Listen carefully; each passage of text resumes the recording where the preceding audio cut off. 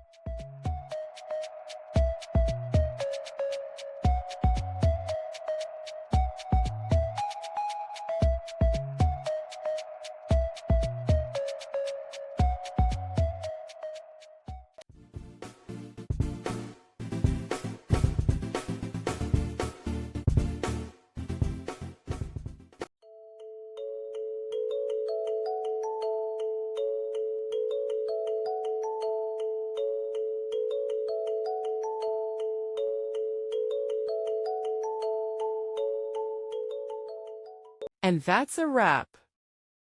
I hope you found the answer you were looking for.